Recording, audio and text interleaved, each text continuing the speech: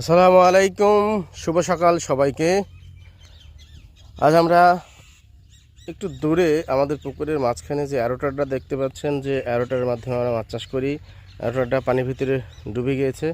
আমরা এখন অ্যারোটারের কাছে যাব, কি অবস্থা দেখব, আপনাদেরকে দেখাবো। অধিক পানি পুকুরে হওয়ার কারণে কি সমস্যা আমাদের হচ্ছে। সঙ্গে থাকুন। আমার সাথে আছে আমার শ্রদ্ধেয় তরিকুল ভাই। এখন সে নৌকা চালাবে এবং নৌকাতে আমি নিজে উঠব।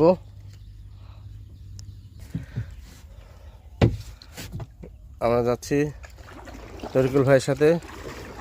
সে নৌকা চালাতে খুবই অভিজ্ঞ। সকালের মনোরম দৃশ্য আপনাদেরকে একটু দেখানোর চেষ্টা করছি।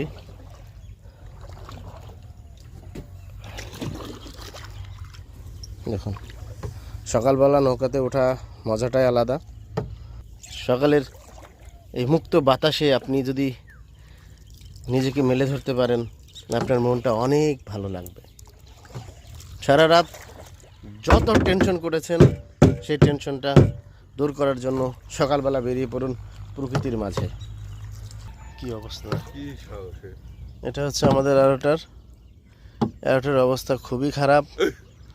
আমরা এটা থেকে কিভাবে এটা ঠিক করা যায়, দেখুন একদম ডুবে গেছে। অ্যারোটার পুরাই নিচে চলে গেছে, একেবারে নিচে ডুবে। আমরা যে এটা আপনারা ভাবছেন যে এই বাঁশ কেন ছোট করে দেওয়া হয়েছে।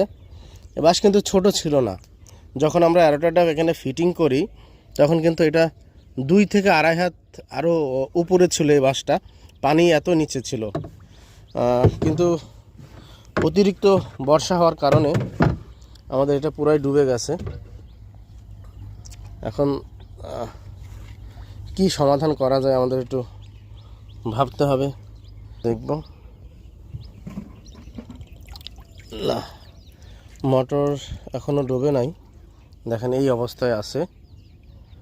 মোটর যদি ডুবে যায় তাহলে এখান থেকে শর্ট সার্কিট হওয়ার একটা সম্ভাবনা থাকে, আপনি অ্যারোটার চালাতে পারবেন না। এই জন্য যাদের পুকুরে অ্যারোটার আছে, অবশ্যই আপনি এটা এইভাবে কখনোই অ্যারোটার চালাবেন না।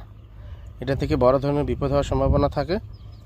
অ্যারোটার অবশ্যই আপনারা পানির উপরে এখান থেকে উঠিয়ে তারপরে কিভাবে চালানো যায় সেই ব্যবস্থাটা করবেন। অবশ্যই পানি কমে যাবে। ভালো থাকবেন, সুস্থ থাকবেন। আল্লাহ হাফেজ।